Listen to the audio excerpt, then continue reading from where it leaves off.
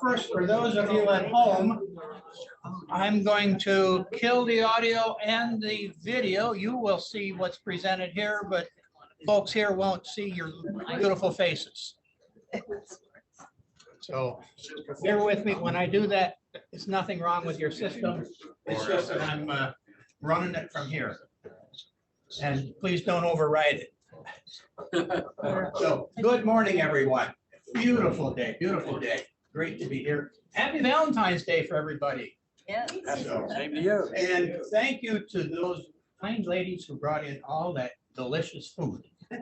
And Dave brought in some. You got prepackaged stuff. You got the popcorn. Yeah. All right, so with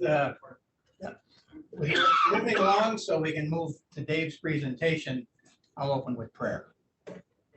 Dear Heavenly Father, we thank you for this glorious day to get together, good fellowship.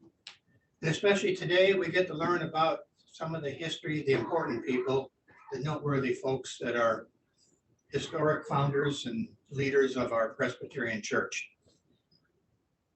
Help us to understand and learn more about them so that we're more aware of their backgrounds and their involvement. We ask, Lord, that you be with all those in our presence and in the church that need your healing touch and grace and comfort in whatever challenges and things they're going through. Also ask this day to be with the families and those at Michigan State University where the shooting took place. Just be with those families, be with all those involved. Be with our political leaders as they wrestle with the many challenges that they face. Have them come together for good reconciliations and compromises to help run our country. Ask that you be with us this day. Bless us as we go forth. Amen. Amen. So without any further ado, I think most of you know Dave Goodell. Dave is one of our leaders of the group and is putting a presentation for us today on the Presbyterian Historical Society. 6 gentlemen that I don't know much about, so I'm really interested in learning. And Dave, take it away.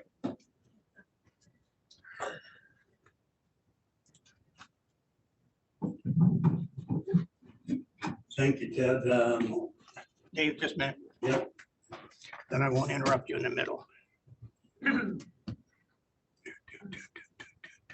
what to do.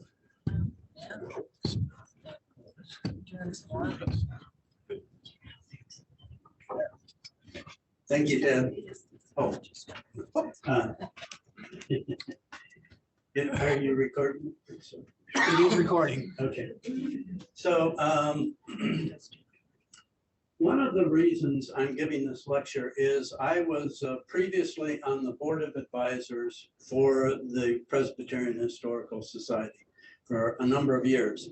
And it always confused me as I walked in to the front of the building what these 6 gray giant statues were. I knew none of them. I couldn't put a name to any one of them. And it just was something that I thought, somebody should do something that, you know, kind of brings them to life. So I am no longer a board advisor. It was just a long way to go for me to travel. So anyway, let me kind of give you a little bit of background. The Presbyterian Historical Society was founded in 1852. It is the oldest continuous denominational historical society in the United States. This building itself was erected in 1967 when I graduated from high school. So it's not the original building. In fact, the statues themselves were on the Witherspoon building in downtown Philadelphia, which was at the corner of Walnut and I want to say 4th or 5th. So this I am not going to be totally accurate in everything because covering 6 major reverends of the Presbyterian that have so much history, it's hard to do each one of them justice, but I'm going to give it a shot today. So the only picture I could give you of the Presbyterian Historical Society, this is the front door, that would really give you a perspective. It's located, by the way, on Lombard Street between 4th and 5th Street. It's a whole block. And it's a whole block underground because there's a church and a graveyard and other things within that block that cover it. But take a look at this picture. If you look closely, it's a pretty blurry picture. You will see that on each side are 3 statues. They're 9 foot tall. So this is taken from a ways away, but it gives you a picture, 3 statues on each side. I'm gonna use a little bit of magic and make that building go away. And there's, oops, you can see it, great. So these are the 6 statues. And if you go online on the Presbyterian Historical Society's website, they talk about these in 3 groups. The first group is champions of religious freedom. So the first one that you walk by after you park your car is Reverend Francis McAmee. On the other side of the building, the first one is Reverend Samuel Davies. So they kind of gotten them separated, but it's kind of neat that the order is the same on both sides, okay? The second, the middle one on each side, is what they call the Presbyterian Revolutionaries. These are guys that were heavily involved in the revolution, and some of them had actual prices on their heads by the British government. The third one is our frontier missionaries. And we're going to find out what frontier actually means back in the 1870s. Doesn't mean what it means today, that's for sure. But we're going to start out with champions of religious freedom. And back then, what was religious freedom? Religious freedom was freedom from the Anglican Church. The Pilgrims, when they landed in 1620 and they wrote their pact, remember they signed this pact? One of the major tenets of that was that you do not get married in the church. Wait a second, I thought you were Pilgrims. Well, up to then, the Anglican Church made so much money from the weddings that they held in the church. The people were essentially paupers because of the church. They also didn't let them read the Bible. And so one of my forefathers, William, who was on the Mayflower. William Bradford. William Bradford. We're cousins. Really? That's great. What a kick. Well, we found out last week, we're all cousins, right? Yeah. So anyway, he spent his career, he escaped from England, went over to the Netherlands and was printing Bibles and putting them in beer barrels and shipping them into England so that people could start reading the Bible for the first time in their life. Because the Anglican Church told them what the Bible said. They didn't let them read what the Bible actually meant. And the printing press had been just involved. So I'm getting sidetracked. So let's start out with Reverend Francis McAmee, the person that McAmee, or however you pronounce it. He was born in Northern Ireland in Donegal County. I always wondered why our presbytery was called Donegal Presbytery. Now I know. So I mean, I may be not as smart as some as you, but I just didn't realize that.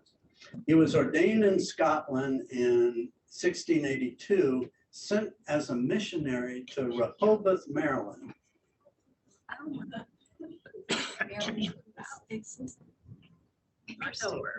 Yeah, now this is a little bit confusing. Stay with me. He was an early crusader for religious freedom from the British Anglican Church. At one point, he was arrested in New York City for preaching. Why would somebody arrest a preacher for preaching? Because they weren't preaching the Anglican gospel. New York immediately passed legislation that made arresting preachers very difficult because they didn't like that. He helped found the first presbytery in 1716. He had 2 daughters and neither had children, so he doesn't have descendants. But to help you realize, he founded the oldest Presbyterian church in Rehoboth, not Rehoboth, Rehoboth, Maryland. Where is that? I'll just quickly go to it. It's his church is in the very southern part of Maryland. In about 2 miles, his home is now in Virginia. And so the McKemey Monument Park is in Virginia. And the oldest church in oldest Presbyterian church is in the very southern part of Maryland. Very hard to get to. There are no interstates where you can take an exit and just pop in and see it. It's got a nice national park, where all the wild horses are. Oh, yeah, yeah. Right across the bay, just below California, is where my wife's first ancestor that came over in 1638 is. It's where St. Mary's College is. And he was the mayor and the tavern owner and a bunch of things. Von Swearingen was her name. Another place it's very hard to get to because you can see you have to go down one of those peninsulas to get to it. Okay, but I skipped over one slide. I want to go back to that. No direct descendants. His feeling was that every preacher who preaches without fear of prison is a brother. And all church families he established in Eastern Wilderness. And that was wilderness at this time. It was close to water, had to be for, you needed water for food and for cleanliness. So at the Rehoboth Presbyterian Church, established in 1706,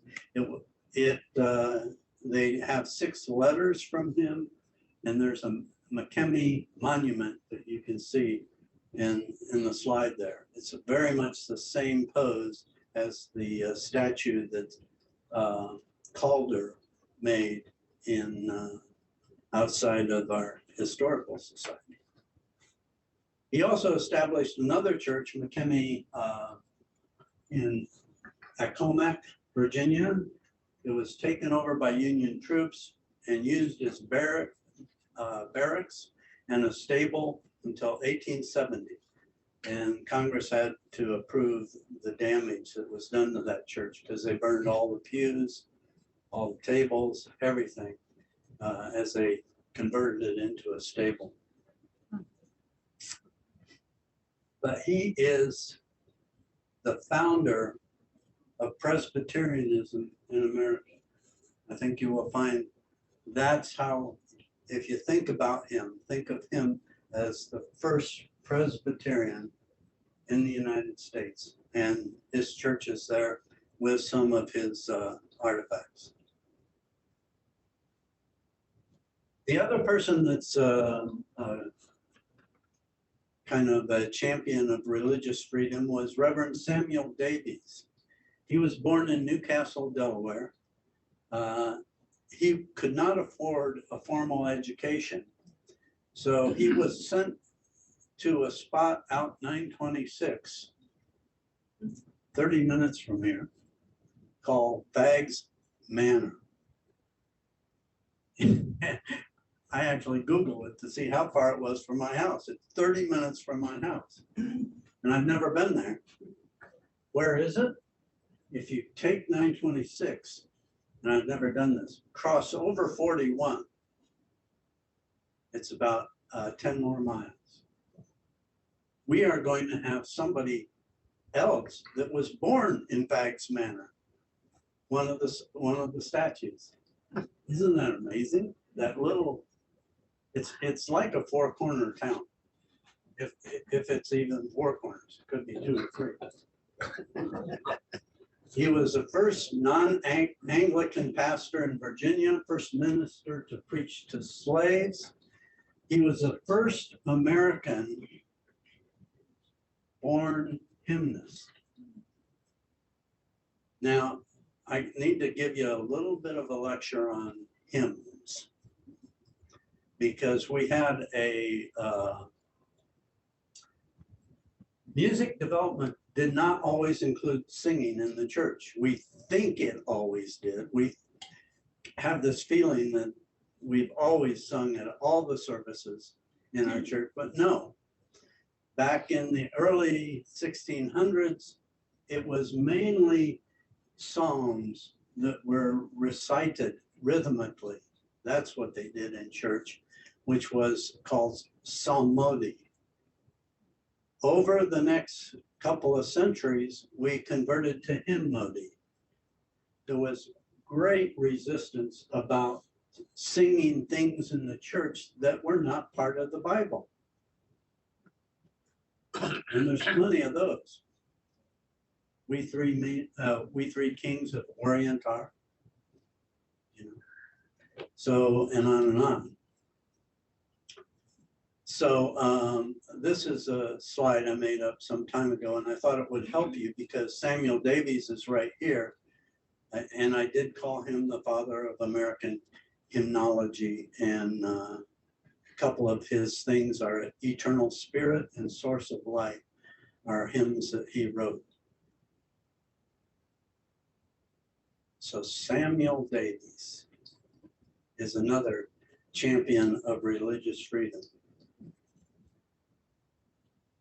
But he is also, and this gets into the crazy genealogy that June Goss started last week. His second cousin is the father of President Jefferson Davis of the South. Isn't that amazing? So anyway, I thought that was interesting. And there's a whole book written on that. Any questions about those two people? Yeah.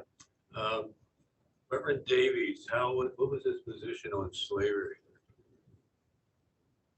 It's a great question. Just because he taught them didn't mean he thought they were equal. I don't know. It's a great question. I mean, we have a sign out here in our nice display that Nancy Christie and her group has put together that shows free seats in Westminster's church to all who come. Well, if you're white, I think is the parentheses that's not written in that, because there was we never got a transfer from the Second Presbyterian Church here in Westchester, and they were colored part of Westchester. So I don't know, but that's a great question. Any other questions? I have one. Yeah. The genesis of the Presbyterian, the word Presbyterian. That's a good question, and I thought about that as I was putting this talk together. Did I research it? No. I had so much to do just to learn the name. But that's a great I question. was just curious. And I am too. If I find the answer before you, I'll let you know. Next talk. That's right, that's right. So, but I think it goes back to John Knox, is where he was kind of the father of worldwide Presbyterianism. So, Doesn't it have to do with the form of governance of the church? yeah, I think that's part of it. You have Methodists assign ministers to churches. We get to choose. And so that's kind of the aura of what a Presbyterian is. Well, we have a lot of processes, procedures, debates, processes, procedures, debates. So, but that's kind of us. Jefferson Davis, to whom he was related, used the Bible to justify slavery. Yeah. From Genesis to Revelation. I think both sides use the Bible to justify the Civil War. And I thought Lincoln in his second inaugural address was just amazing. He had a way in a few words to really put his finger on, we are both praying to the same God. We both all live in the same world. You know, probably neither of our prayers are answered, but they're both fulfilled. And that's kind of the spiritual difficulty with understanding where you have religious people on both sides. People become self-righteous. And there is a great museum in New Orleans for Jefferson Davis, if you ever want to go. We went to that Civil War museum. They have tree stumps that are just riddled, full of musket balls. And I think we don't appreciate how dangerous it was out there in the field. Okay, well, let's go to Reverend John Witherspoon. He was indeed a Presbyterian revolutionary. And we'll get to Reverend James Caldwell in a little bit, and he gave his life fighting for the revolution. He was, so John Witherspoon was the only active minister to sign the Declaration of Independence. He is the only college president to sign the Declaration of Independence. What an amazing legacy. He was the first moderator of the convening General Assembly in 1789. That's an honorary distinction to be a moderator. It says he established the first Thanksgiving Day, but I would take that with a grain of salt. The number of people that established Thanksgiving Day is numerous. It goes clear back to the Pilgrims and all this. So, but and then I forget the president that actually put it in place on a certain day of the end of November. He was the fourth chaplain of the Continental Congress. He organized the Nassau Presbyterian Church in Princeton. I've been up there in that church. He signed the Articles of Confederation, supported the Bill of Rights, served in Congress from 1776 to 1782. He was the president of Princeton, and his descendants included 3 Supreme Court judges, 10 cabinet officers, and 12 members of the Continental Congress. So and there is a Witherspoon Chaplain Award. And right away, I tried to find out, was this for John Witherspoon? And you really have to search to find it out, but it was for a chaplain, Maurice Witherspoon, who was a chaplain in both World War I and World War II. And it's given out every year to people from the 4 different Army, Navy, Air Force, and Marines. If you go to the National Museum next week, ask to see the Witherspoon clock. John Witherspoon's grandfather clock is on display. Last time I saw it, it was in a conference room on the 2nd floor, so you might not be able to see it. I got on myself because it was never working when I walked in. I said, have somebody wind it and service it once a year. And it was working while I was board member. Okay. Hold on to your seats. It's going to get pretty dicey here. Oh, so this is the Declaration of Independence and the meeting of all the people involved. Where is John Witherspoon? Right there. Do you see it? Okay.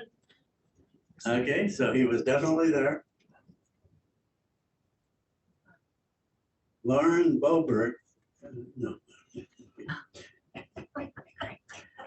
Okay, so there is Witherspoon statues all over, okay? There's a Witherspoon statue in DC. This is it. He's holding a Bible. Just south of DuPont Circle. So that green vertical area, the White House is there. The red dot is where the John Witherspoon statue is, and you can see it. There's also one in Princeton. There's also one in Scotland. I got tired. I decided I wouldn't put them all up. Okay, you thought June Goss had a complicated family. The Witherspoons were extremely complicated. Let's start at the bottom of this slide. The first group of Witherspoon relatives came to South Carolina in 1734. Why didn't John Knox come? He was a very successful pastor, had a huge church in Scotland, and did not have any interest in coming. But when they asked him to be the president of this new seminary in America, he decided he would come. The bad news is all of his relatives were in South Carolina. And it would take forever for him to visit them because he was up in New Jersey for most of his life.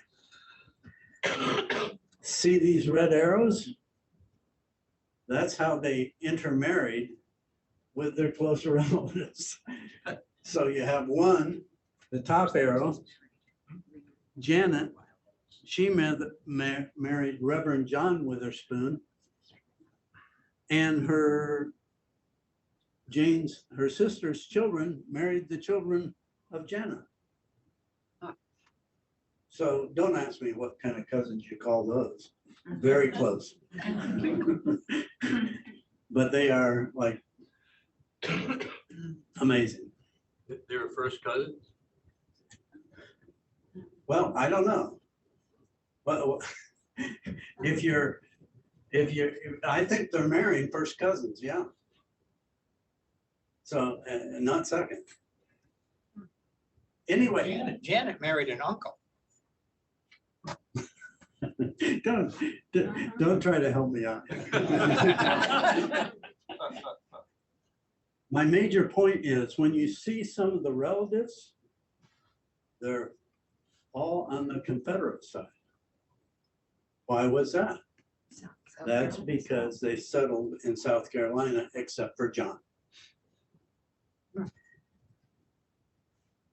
So look at the bottom here, the white printing at the bottom. The Presbyterian headquarters are in Louisville, Kentucky, right? Some of you know that. Guess what? It's on 100 Witherspoon Street. Nobody knows why it's named Witherspoon. Here's my guess. T.D. Witherspoon was a great-grandnephew of John Witherspoon, and he was actually a private. His family had slaves. He was a chaplain of the 2nd and the 48th Mississippi. He had a diary of his prison life at Fort McHenry. He was elected general moderator of the General Assembly in 1884, pastor at First Pres in Louisville, founding father of the Louisville Theological Seminary, professor of Louisville Theological Seminary. He died and buried in Louisville. I'm guessing Witherspoon Street is related to the great-grandnephew of John Witherspoon. But I think that's important. And I think if you are, if your headquarters on a street, you should know why it's named Witherspoon, because that was a very strong Presbyterian family. A.J. Witherspoon was a great-grandnephew. He was chaplain of the 21st Alabama. He founded the Seamen's Upper Bethel in NOLA. That's New Orleans. New Orleans used to be a hotbed of red light district, women, men, soldiers having the time of their life. But at Upper Bethel, it was a place, kind of a refuge from that.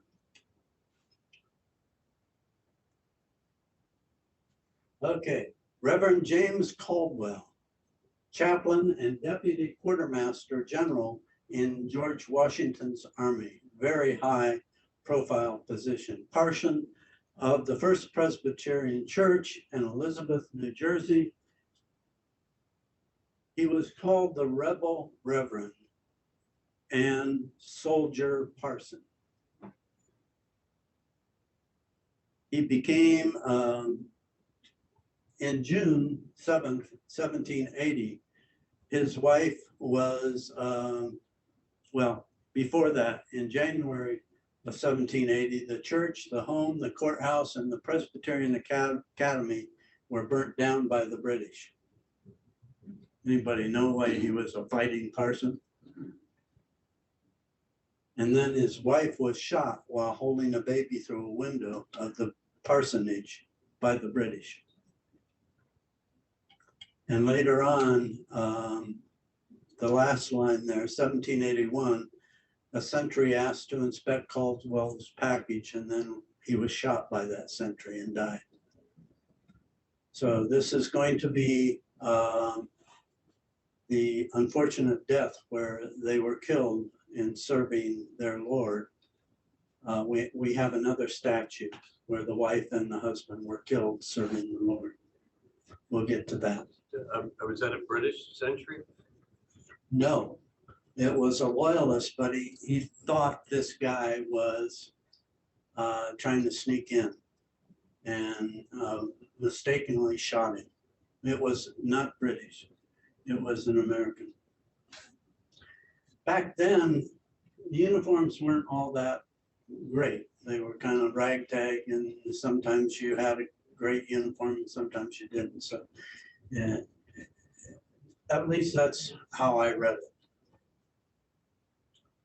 Now, here's one of the great pictures. Reverend James Caldwell, he was yelling out, "Give them Watts, boys."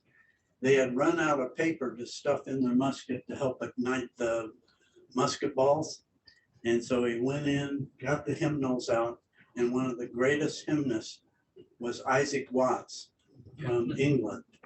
And Isaac Watts he was ripping out the pages and "Give them Watts, boys." And they all knew exactly what he meant. And they were giving them Watts.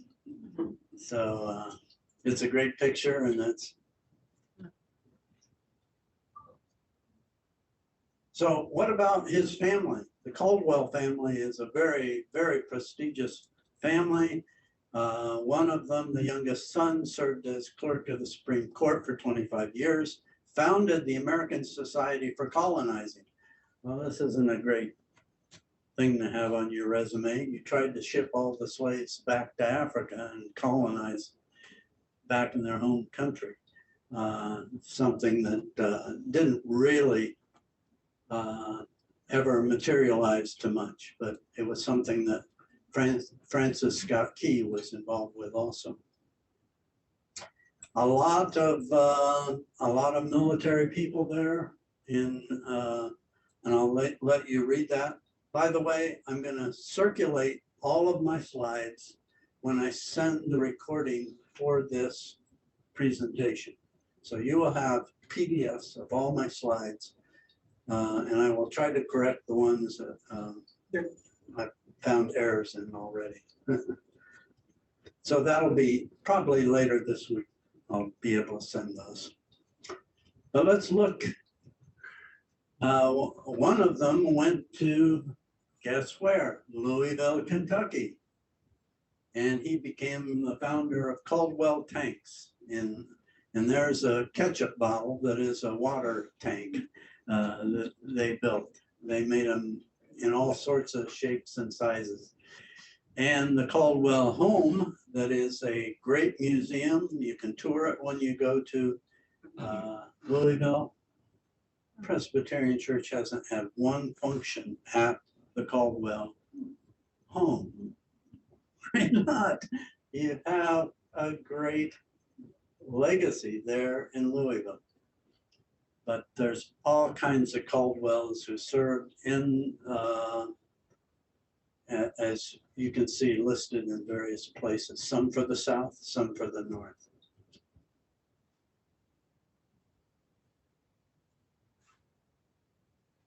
Okay, we are to the frontier missionaries.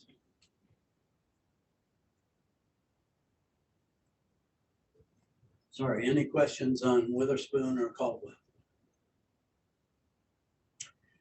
Okay, so as you're walking in, the one closest to the building on the left side of the Presbyterian Historical Society is Reverend John McMillan. Those of you who have lived in Pittsburgh may have been to his log cabin seminary. He built one of the first seminaries just outside of Pittsburgh, to the south and west just a little bit. I have a picture of that. He was apostle of Presbyterianism, taught Lord's disciples in a log cabin. So now we're talking about frontier missionaries. The frontier is actually Western Pennsylvania. That's what, they didn't have highways. People that traveled there traveled on foot, okay? And so this is kind of what the frontier was of the America. A number of McMillan people served in various functions in the Civil War. And one of them, J. McMillan, had 2 diaries of his Civil War experience. There was a Union Army general, the bottom one, James Winning McMillan, who was a general for the Union Army. So pretty nice set of things. But look up at the top. He was born in Chester County. Doesn't say off of 926, but it is. In Baggs Manor. So we had Samuel Davies, who went there and learned about the Bible in seminary. And then we have John McMillan, who was born in Baggs Manor. Coincidences? No. No. God wink? Yes. There's a log cabin. It made it. There was a lot of discussion on whether it should just be raised or should be knocked down. And there are pictures of it in a very dilapidated condition, but it's in front of a middle school, just outside of Pittsburgh. Can be seen there. John McMillan was also one of the founders of Jefferson College. It's now Washington Jefferson College. And this is one of the buildings. It is called the John McMillan Building. And he is attributed that as being a founder of that university. So he was a priest also. In addition, the log cabin was a side job. He taught young men that wanted to go out even further west and convert people and tell them about the Bible and tell them about Christianity, especially the Indians.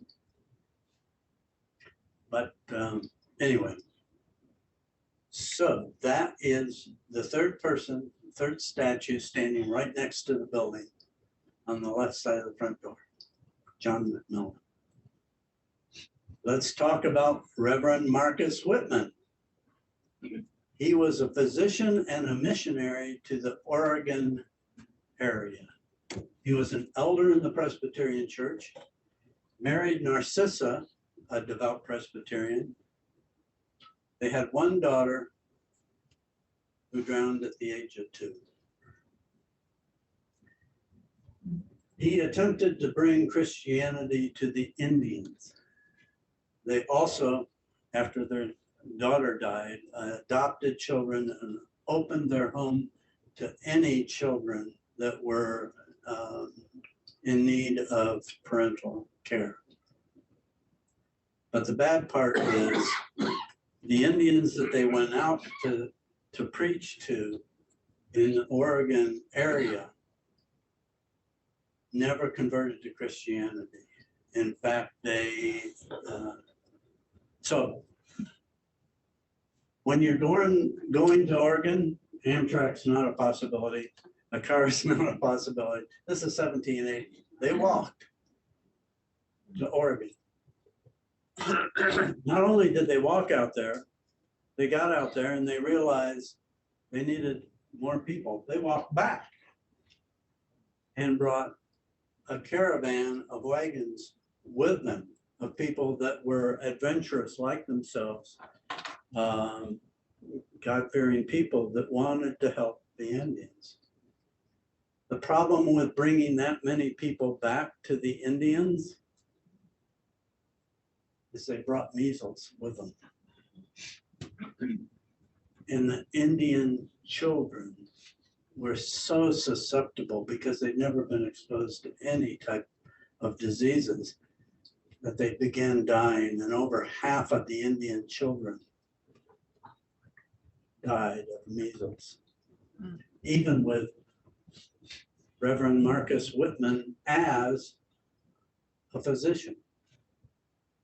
Well, the Indian chiefs started speaking among themselves, and there's a question about whether a Catholic priest encouraged them, but they decided that this was really, they were being duplicitous in the fact that all of their kids were dying. And they went in one night and there was a Whitman massacre. They killed Reverend Marcus Whitman, Narcissa, his wife, and about 5 other people. That, let me see if I can show you. Because of what?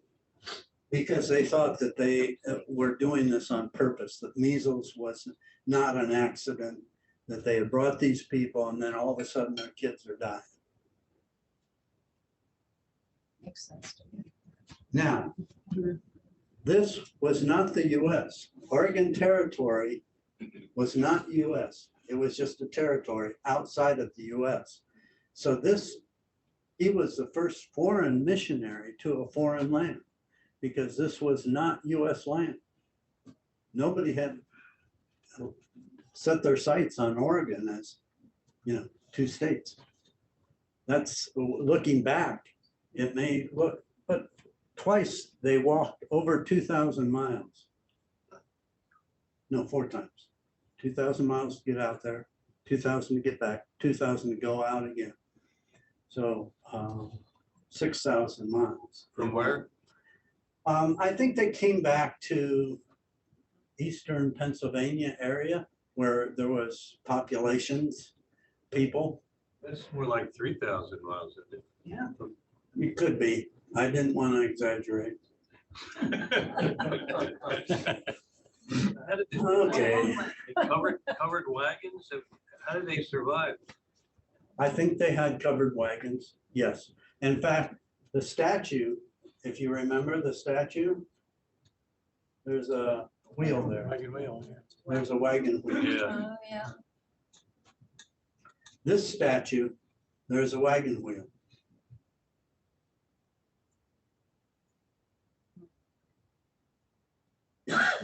That I had the statue, but something happened. It has disappeared. In Statuary Hall in Congress is a Marcus Whitman statue, because that area where he was a missionary became Walla Walla, Washington. It wasn't Oregon, but he went to the Oregon Territory that was outside of the United States, and that's where he was a mission. You can find the statue there at Walla Walla. There is a National Historic Site called the Whitman Museum. It's right on outside of Walla Walla, between Walla Walla, Washington, and the Columbia River. But anyway, great man.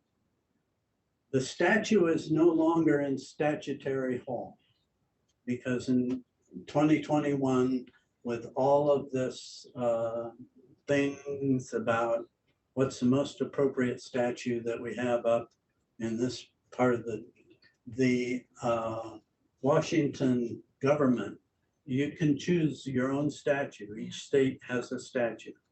They changed it to an Indian statue. So, but that's fine. I mean, the Indians were the first ones to that area. They did convict and hang 5 Indians for the deaths of the 2 missionaries,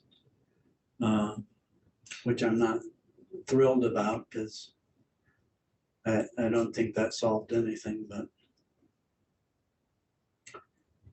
Okay, so Marcus Whitman, some of the arrows don't show up here for some reason, but they will when you get my slide set. He was related to Walt Whitman. Okay, Walt Whitman, I have a book of Walt Whitman's Civil War poems that I just love to read.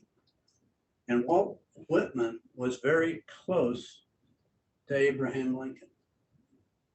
Two met a couple of times. I don't know if they ever knew, but they were actually related. Walt Whitman and Abraham Lincoln. So, and this shows you the exact connection between Marcus Whitman, the Presbyterian foreign Oregon missionary, and the Abraham Lincoln tree. But since last week, we've become used to we're all brothers and sisters.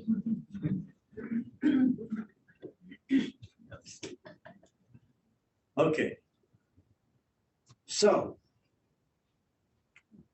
these are the statues that are there on either side of the Presbyterian Historical Society.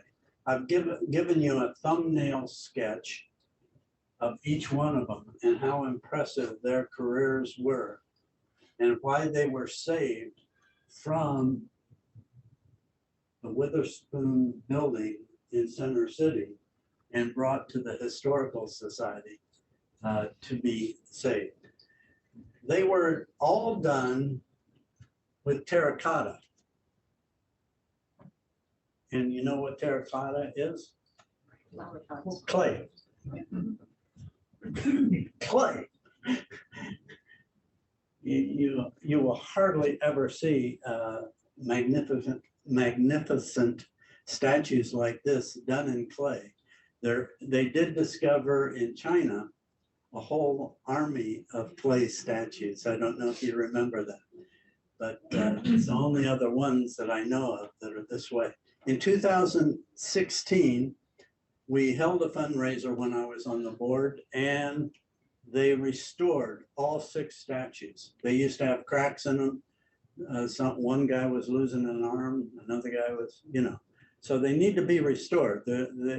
Weathering does not do great things to clay statues, but they've all been restored, and they look pretty impressive. 9 foot tall. So this was Alexander Sterling Calder is the guy who did all of these statues. And here's a summary overview of the religious statues. McKemey was father of American Presbyterianism. Reverend Davies was father of American hymnody. Reverend Witherspoon was kind of the father of America.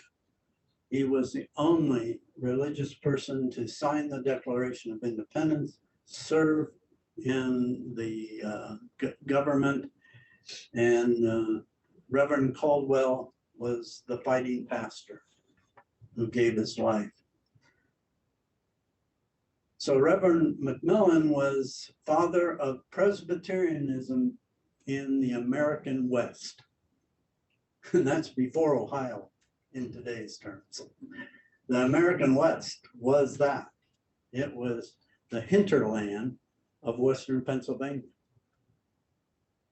Reverend Whitman was the father of Presbyterian missions to foreign lands, because that was not part of America. That was actually foreign territory. They had to learn the language. They had to try to convert them. And I think they had a lasting impression in that area, because his statue stood in Statuary Hall for a number of years. So the top guy is Alexander Sterling Calder. He made the 6 terracotta statues at Presbyterian Historical Society, and he designed the Swan Fountain in the middle of Logan Square. Those of you who've driven around Logan Square know the Swan statue. So he was talented. His father, Alexander Milne Calder, designed William Penn statue atop City Hall. Now, he's not 9 feet tall. Does anybody know how tall he is? 30 feet? 37 feet. 30 feet. He is the tallest sculpture on top of any building in the world today.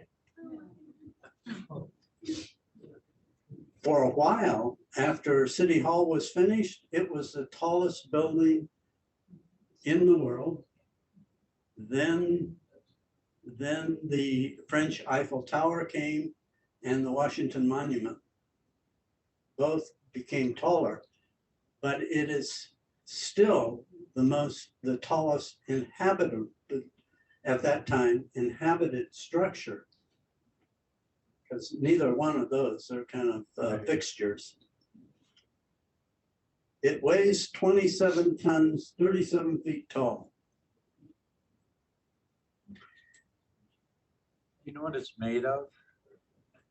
So the City Hall itself, I think, is over 47 acres. It is still the largest city hall or structure, occupied structure in the world. Here's a place that you can walk out to. It's kind of a wire, glass enclosed. It's now glass enclosed. It used to be wire enclosed structure just below William Penn. What are the statues made of? Is it bronze? It is a bronze hollow statue.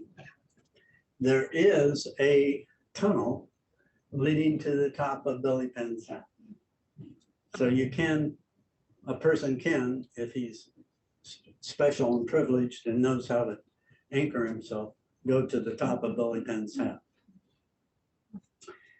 So there was a gentleman's agreement for years, and I remember this when we came in '93, that there was to be no building taller than Billy Penn's hat. Yeah. Well, the Philadelphia economy was tanking because you couldn't build large buildings there. Who wanted to come to Philadelphia and have a squatty building? No big companies wanted to come. And then they built Liberty One. And Liberty One was the skyscraper approved in '87. And our drought of championships for our pro team, this is the curse, if there is a curse, things such as the curse, that our pro team suffered because all of a sudden there was a building taller than Billy Penn's hat. Well, in 2007, somebody got the idea and he took a statue of Billy Penn and put it on top of Liberty One.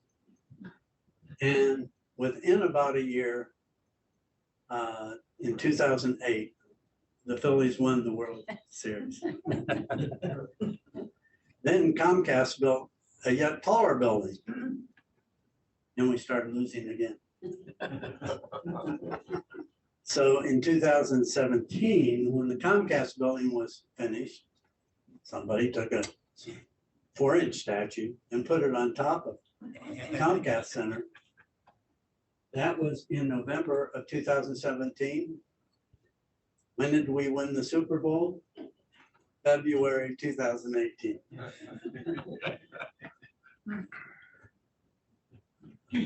Here's my question for you guys. Do we have any engineers here? Yeah. How the heck did they get a 27-ton statue from the ground to on top of City Hall? There weren't cars yet. Hello? You can't order up a crane. Okay, so assignment number 1 was how the heck did Billy Penn get on top? It was made in 14 pieces. So it's possible that they could, but still, how do you get that up there? I mean, if it's 27 tons, the head itself is going to be a ton or two. So, but I have another enigma for you that has bothered me since my father left me all his belongings. And he was from Upper Michigan. He was from this part of Michigan where logging was the rampant thing. So are you ready for this challenge? Oh, wait. Here's my challenge. This is a picture that I found amongst my dad's things. How'd they get them up there? Well, how'd they get them up there? How'd they get them down? And how are those 2 horses gonna pull 50 logs that size with 5 men standing on top of it? There's 5 men up there. I don't know if it's gonna take an engineer, maybe it's we need a magician to tell us how this was done. I can tell you how the horses pulled it. Okay, I'm not confused about that because they don't have a lot of hills and valleys, and the land generally slopes to Lake Huron, where this was probably taken around Lake Huron. So for them to be able to just gradually move all those logs with 2 horses, 2 horsepower. How do you stop it? Get the horses out of the way and let it go into the water. I don't know. They just replaced the horses. Yeah, there is snow on those logs, yeah. It's been there a while. Sorry, I need help with some of these. It's an enigma for me. Questions? Let me make one comment and then I'll start taking questions. I haven't covered, because it's after 11, this wooden statue. It was carved while I was on the board. It's next to Old Pine Street Church. It's of Duffield, who was the parson in Old Pine Street Church. They tried to lock him out, not let him preach there. They put a 50-pound reward on his head for anybody who could bring him in. And he was one of the original chaplains of the Continental Army. Another great Presbyterian. I've got 5 or 6 slides on him alone, but I will include that. So back to questions. Yes. So I can add on Macmillan. I actually Googled some of this, but we lived in Bethel Park in Western Pennsylvania. We lived about a half mile from Bethel Presbyterian Church. It was founded by Macmillan, 1776 in Peters Creek, which was about 6 or 8 miles south of that, south and west. Great. It was formed in 1786, still exists today. And for the gut to tie into back to last week's ancestry thing, has a very, very old, meaningful cemetery, and they've retained a lot of records. And a lot of people that want to do genealogy go there to find when they get stumped and they get lost. That is great. Yeah. So One of the things that we're working on at this church, you just brought it up, and that we're going to be talking to them next week, is we need to digitalize our records.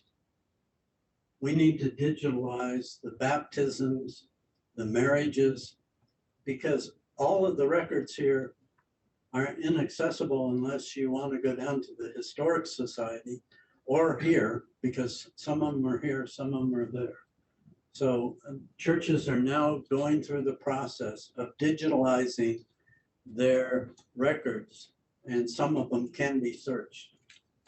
So it's an important process for us to help people with genealogy. Thank you for that. That's great. Dave, I just wanted to mention, I was involved with the restoration of the statue of William Penn back in 1987 Oh, wow. at their 100th anniversary of the erection of that statue. And as one of the perks of that, helping out in that way, I climbed up to the top of William Penn's statue, and there's a picture of me sitting on the top of his hat. Really? Who was the nut that took that picture? In an airplane flying by, or how'd they get it? Well, they had a Oh, scaffold. that's right. They had scaffolding all around it. Yeah. I'd like to see that picture. I really would. It's a bolt that was taken from the statue that I have in my on my desk. Oh, that is a great experience. Thank you for that. One more question? Hey, Yes. hey, Dave, this is Bill Tilson. Okay, Bill. It's a question about John Witherspoon that I've wondered about ever since I saw the show Hamilton. Is he the guy that denied Hamilton an abbreviated curriculum at Princeton that forced him to go to King's College? Does anybody know the answer to that? I mean, I'm getting a nod, yes. So the answer is yes from our audience, because I didn't know. I had no idea. But he is the guy that denied him, and he had to go to King's College to get his training. So, right, great, thanks. yeah. Yes, and there was one other question. Yes, Jack. The Witherspoon building, could you elaborate a little bit on that and where it's located in Philadelphia? I'll tell you where it was. I don't think it's still there. And I think that's one of the reasons the statues were taken down. I think it gave way to a high rise. I'm not 100% sure about that, Jack. I'll look into it and send you an email.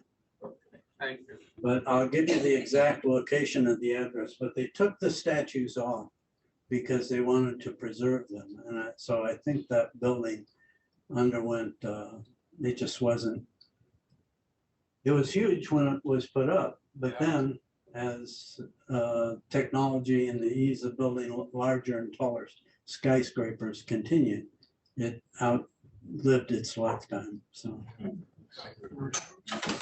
Okay, I'm sorry I ran over. It's 11:07. Next week, we are going to meet here at 8:45. I will send this all out. I will send a map. 8:45, because we want to carpool as much as possible. Parking is at a minimum there. They can take us all, but we need to not have singles or doubles driving up by themselves. And if we leave at 9, we'll be there at 10. 9 o'clock, I walked out to the other side of the building and cars were flying by the church. So at that time, congestion is gone. And we can leave and go right up 202, take it over to 322 to 95 and head north. I went up there so many times, I have a very good route for making minimal turns and avoiding most traffic lights. And I will send those directions out to you. It's extremely easy to get to. I am not a traffic person. I do not like traffic. I grew up in Indiana. My wife came from Iowa. You know, if we saw a car, we said, oh, here's another car. So, but anyway, I know y'all can't make it, but if those of you who want to go, I'm also pushing for a little history on the old Pine Street Church, which is, you walk out the back door of the Historical Society and you're right at the church. It's in the same block. Graveyard separates it. A parfait graveyard. How many know what a parfait graveyard is? People on top of each other. Oh. So you can put 3 or 4 adults on top of each other, 4 or 6 children on top of each other. There's over 200 revolutionary figures buried there. And it's not a big cemetery. Now, I don't know how in the parfait cemeteries I am, but anyway, I thought you should know that. What are you doing next week, Rico? This is a field trip to that historical society, the Presbyterian Historical Society, the oldest one in the nation, founded in 1852. And they are going to show us all of their facilities. So, Right. thank you very much. Right.